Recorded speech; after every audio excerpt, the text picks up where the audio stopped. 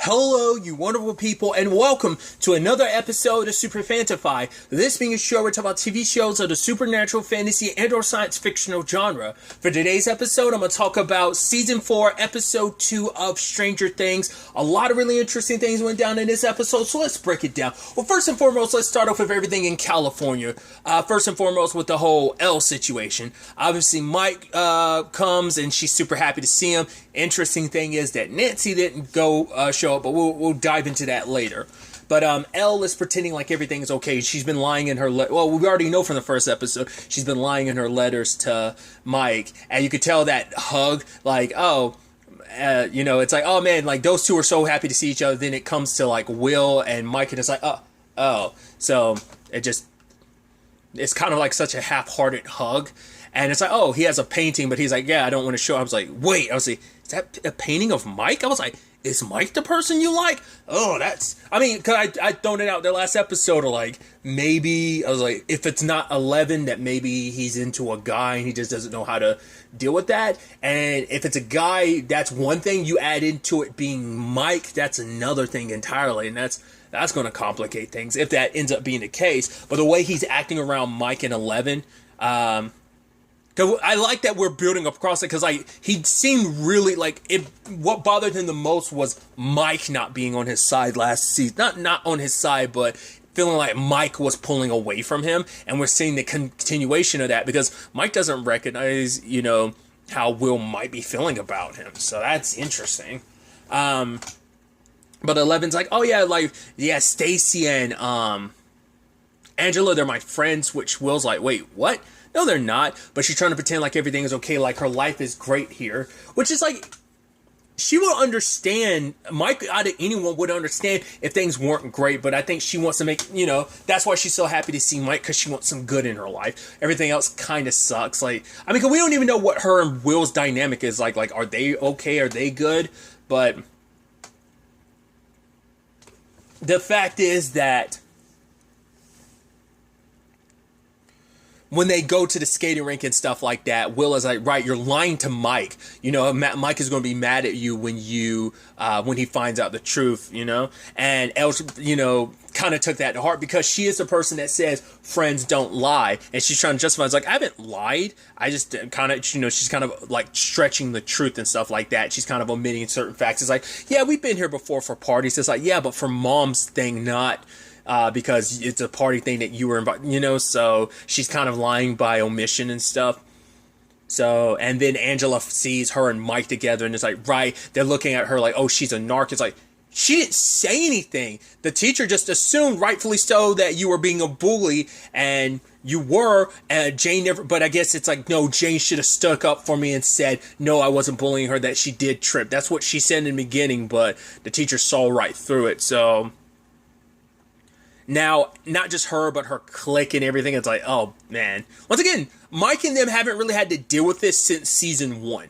Like, because it's like, right, they're a bully. Because it's been a hot minute since I've seen season 1. But wasn't there... Or am I confusing that with... Because I know the bully in It was a bit of a psychopath. I want to say the bully that Mike, Dustin, Lucas had to deal with was a psychopath too, if I remember correctly. And once again, it's been... I've not seen season 1 since I rewatched it upon season 2 coming out, I think. But regardless. So, but Angela is just... And once again, it's that... Because I don't think it's just like, oh, it's a trope and stuff like that. It's like, yeah, people will... I mean... it exists, and I think maybe it was probably even more prominent in the 80s, in the time frame this story is taking place. So I think you could be like, yeah, it's a cliche, but I also think like it plays true to it, especially when you're a new kid at a school, and you, like, 11 was always kind of a bit of an outsider. Now you add in this element of, oh, now all this is happening too, so... And Angela makes like a, pariah out of her. They're circling around her on the rink and like poking fun at her, and they're recording the whole thing. It's like Angela's a complete and utter asshole, and so 11 like runs away, And Mike's getting pissed at Will for not saying anything. And Will's like, well, we've talked like a couple times. It's been a year, Mike. 11's got a stack of letters. He's like, but Mike's like, but that's my girlfriend. What do you expect? He's like, you could have reached out too. And Will's hesitant because I think he doesn't know what to deal with all his feelings. He doesn't know how to put that into words or say anything. So Mike's kind of oblivious to like, right, we're not connecting like we're. Once again, that entire group is slowly falling apart. It's just them getting older. That element of like, yeah, you're not always still friends with the people you grew up with. And so we're seeing that now. And it's been a slow process. I feel like it wasn't as. It was much more of a thing in season 3, and it seems like it's going to be even more of a thing in this one. But at least in season 2, it seemed like they were all about getting back together. They were still kids having fun. But season 3 is like, oh, we got girlfriends. We're just trying to do our own things, and now that's going and increased exponentially as well. So that's definitely interesting. But so there's definitely going to be a lot of tension between Mike and Will going forward. And then 11 confronting Angela like that, giving into a rage. So I kept thinking like, oh, maybe this monster, that's happening in Hawkins is like, oh, maybe it has like a pull on people. But it's like, no, I think that's just supposed to represent. I mean, and I guess truth be told, we've always seen like what happens when 11 gives into her rage. Like it's always been in a more positive sense of like killing a monster, whether it's killing the Demogorgon in season 1, or whether it's sealing away the Mind Flayer in season 2. I mean, her putting in work in season 3 against every fight after fight after fight. So, but I guess it's like, right, with everything that she's going through, the trauma of just not what we've seen her experience over the course of the series, but the experiments, like all that has probably created something in her, a darker side that's like probably like a light switch that flips on and flips off. That when she loses control, she loses control.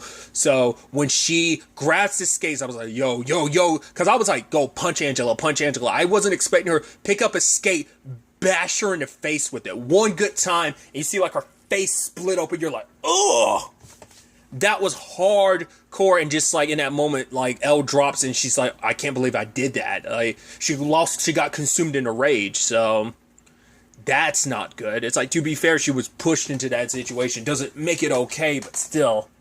And I think that's going to be an issue going forward. It's just knowing that, like, Elle, when you push comes to shove, like, there's a darker side in her that could be an issue. Luckily, she doesn't have her powers, because if she did, that could have been, once again, even at the school, in front of all those kids, that could have been a very, very bad situation. So it's going to be interesting, because at the same time this is all happening, everyone else is unaware, but Murray came to town to visit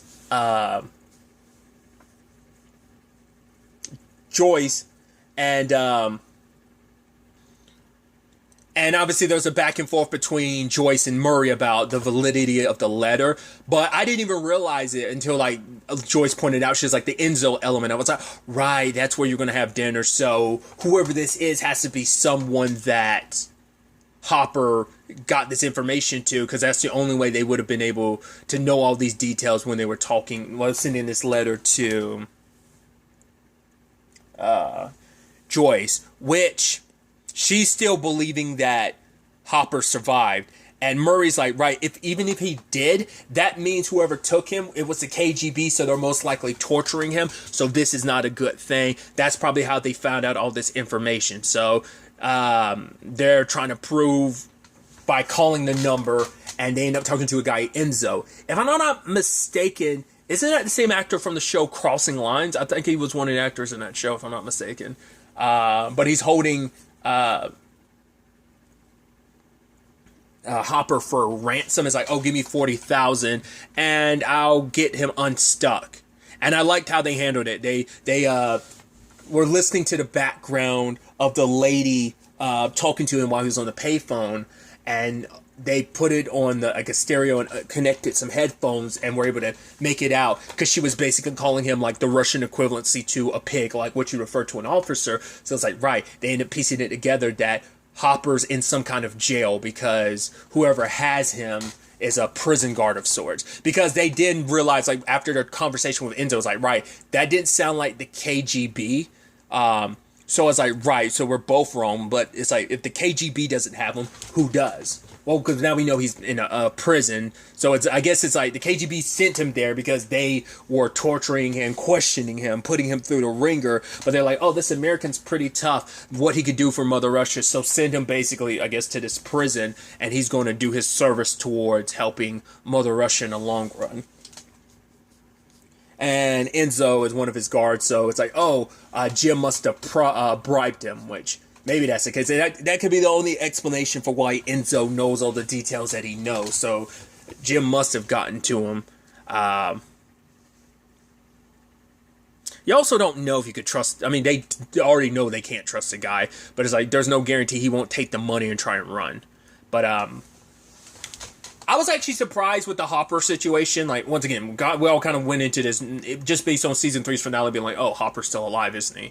Obviously, it got spoiled in, like, trailers, like teasers and stuff like that well before now. But it doesn't matter. Kind of was already under the impression that just, like, reconfirmed what I think most people were kind of thinking. But regardless, when we got to that, when we got to, like, oh, him escaping death, I was like, oh my god. There's a freaking portal to the upside down. I mean, that's where the mind flared. But I'm like, oh, he goes to the upside down, and Russia's trying to, like, get the upside down open, so they must fight. But it's like, no. He was there the entire time. He just fell in a section that, I mean, they didn't have time to look for him. It's like, right, they saw the last place Joyce saw him, she saw him there on that, near the machine, and he wasn't there anymore. So, like Murray says, like, oh, there was no body because he was evaporated. So they didn't have time to keep looking, so they ended up having to bounce. But by the time he pulled himself up and came to his senses, came to consciousness, that by the time he woke up is what I'm trying to say. God, I don't know why I went about that saying that the most roundabout way. The KGB, the Russians were there and they knocked him out and took him. So that sucks. But, so that's where things are going on that front. The sad thing is that Joyce and Murray are currently going to get the $40,000 out of the account to get Hopper back. So they're still in town, but they're definitely going to have to respond to this whole, situation that, Ella's found herself in. So it's going to definitely be interesting to see how that plays out. Angela suffered the ramifications of her face, so, there probably won't be any other repercussions on her part for bullying Elle. It's like, oh, even if she was going through all of that, they'll probably say, like, oh, it didn't warrant this type of response, which, I should also note, this also strikes out that theory I had, like, I was like, oh man, like, Angela and her are probably going to become friends type of thing. It's like, well, it still could happen, but I see that as being super unlikely, but, we'll see. But, other than that, there is the Jonathan thing, him and, Argyle.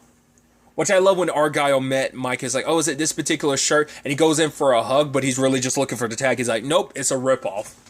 But then Argyle is hanging out with Jonathan, and we kind of get a little bit more into the whole him and Nancy thing, because I don't think I really touched on that during the previous review about why they're just kind of awkward. Like, Fred's talking to her about Jonathan, Argyle's talking to Jonathan about Nancy, and we kind of find out what Jonathan, like, he kind of wanted to see her, but he was also kind of relieved not to see her, because it turns out he's going to a community college because he doesn't want to be too far away from his mom and his brother. It's like, they need me, because I guess it's already been in this situation, like, right, he wants to be there just because of prior circumstances anyway, but everything over the course of the series makes him go like, no, I can't be too far away from my family. I need to be there in case anything ever goes wrong again. I don't know. They're not really worried about that because everyone's still under the impression like everything is over because the Mind Flayer was dealt with last season.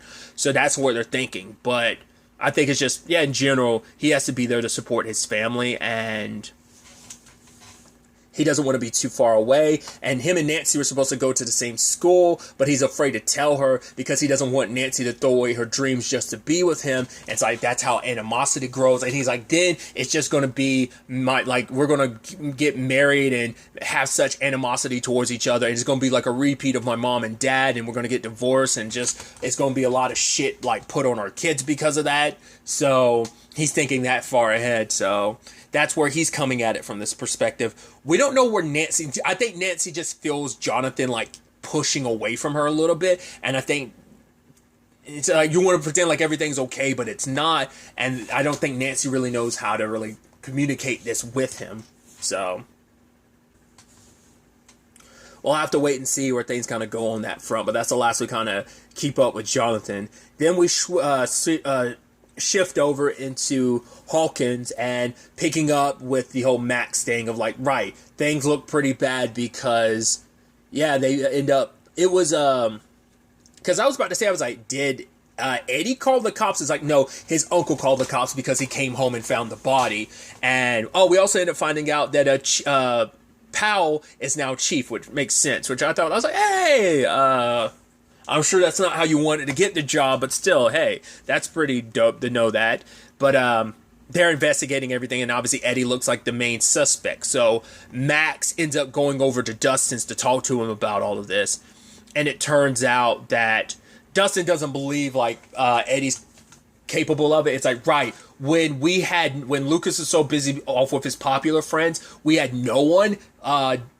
Eddie took us on our wing. He was nice to us, which Max is like, right, I'm not saying he did it, but it's a possibility. But she does note, like, the lights were flickering at her house, and she heard Eddie screaming and running out of his place and driving away. So that's also why she didn't call the cops, because I think there's some part of her, based on that, but also just knowing what Hawkins is, there might be more at play here. No guarantee. So ends up going to the video store and bringing Robin and Steve into the fold, which Steve's spending the entire time too busy trying to hook up with the ladies. So, which I love that whole conversation between him and Robin, where they're basically like, man, if only she says if we could only combine together, which I was like, oh, how like a very Dragon Ball Z fusion, which obviously this is well before that. I think even if you were to account for the manga, this is still well before that. So, but yeah, they want to combine because it's like, right, us together, like us alone, separately, we are utter garbage when it comes to this whole relationship, like trying to get with someone thing. Like, Robin's having a hard time confessing to the one girl that she likes, and despite the thousands of dates and stuff he's been on, Steve can't find the one. So they're kind of both hopeless when it comes to this romance situation.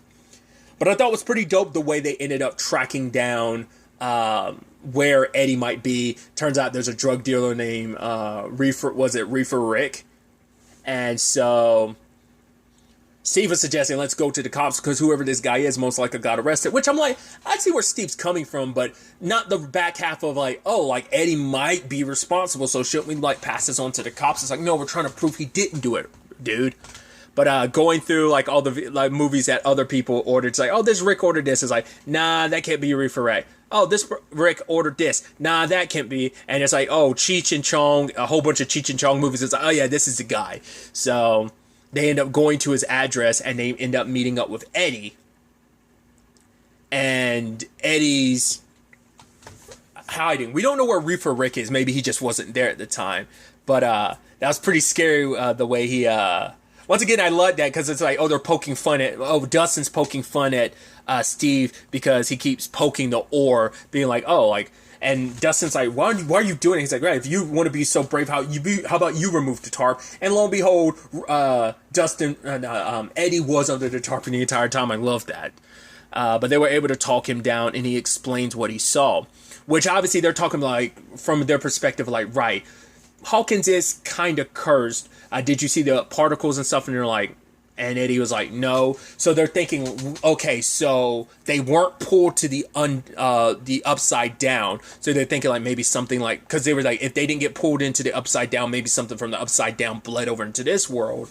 But it's really interesting when they really get into it, because in that moment, Dustin says because of the trance she was in, it was like she was under a spell, and that kind of clicked with Eddie, and they talk about the Vecna, a powerful enemy, the wizard, a spellcaster, and I think that's it makes this thing such a fascinating enemy. Not only because everyone was interested in it, because obviously this thing seems even more intelligent and more methodical than the Mind Flayer. This thing like almost feels like it's thinking like a serial killer. Which is interesting, because it does seem like there was a killer that gets referenced in this episode. What was it? Victor Creel or something like that? I'll get to him in a second. But this thing seems like it operates from the upside down. The house that's kind of going to be like the centerfold of all of this. It seems like it operates in that house from the upside down, and it bleeds. It uses its powers to cast spells and reach you without having to go to the to our world. It's able to operate through, like, I guess it can tap into the power of the upside down to reach you in the other world. How that whole thing works, we'll probably have to wait to really find out. But it's interesting to know that this thing doesn't even physically come to this world. It's basically projecting a lot. And I made Freddy Krueger comparisons in the first episode review. Now, sitting on it even more, I'm like, I'm sure this thing's going to be a culmination of many different things, but I'm definitely also getting Pennywise vibes, because Pennywise does that too. He's really good at getting in your head, pretending to be people, and just like popping out the way he does, the way this creature does. So I'm getting like Freddy Krueger and Pennywise vibes from it. So, especially because people compare that house that Vecna is in to the house from the It movie, so it makes sense. Comparison-wise, just to even include this thing as similar to Pennywise in any regard. But it ended up picking its second victim this episode. Once again, it already seems like it's going after Max, but then all of a sudden it's like it goes after Fred. That's what I was wondering about, like, why this thing chooses its targets the way it does. It does seem like there has to be some pain and trauma associated, and this thing feeds off of that. So it makes sense with Max. But what was interesting is it went to Fred, and then the moment that cop was talking to Fred, he's like, I know you. He's like, what? He's like, yeah, you're the kid from the car accident. And finding out that, I guess maybe he did something wrong, or maybe it was just his own guilt eating him alive, and maybe that's what this thing Vecna feeds off of, is guilt.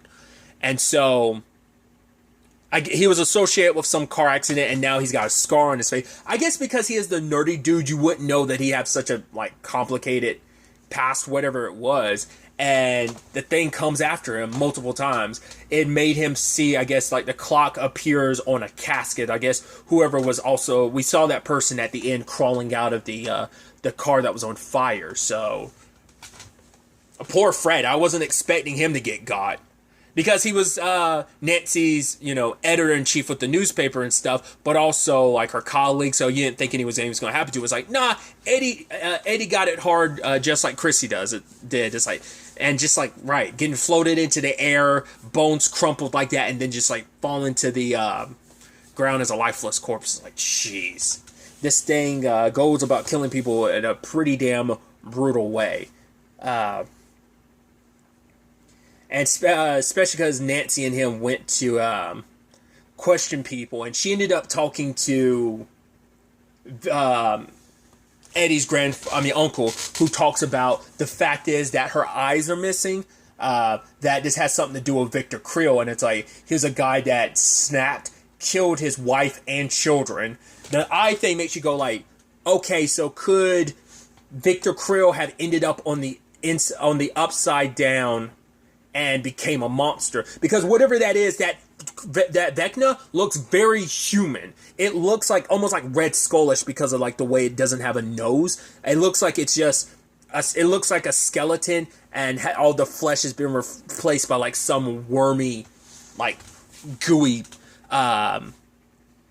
external skin of some sort. So I'm wondering, like, was this thing a human at one point in time until it got corrupted by the upside down? There's still so much about that where we still don't know about. So part of me wonders, could that be a correlation there, that one might have been a person at one point in time who got corrupted? So could this be, because his uncle, Eddie's uncle says, oh, like they got, last time he saw that guy was still locked up. So could it be a possibility that he was locked up, but then he escaped because he got sucked into the upside down? I don't know if they specifically said where he was locked up. I mean, obviously he has ties to Hawkins for it to be a thing that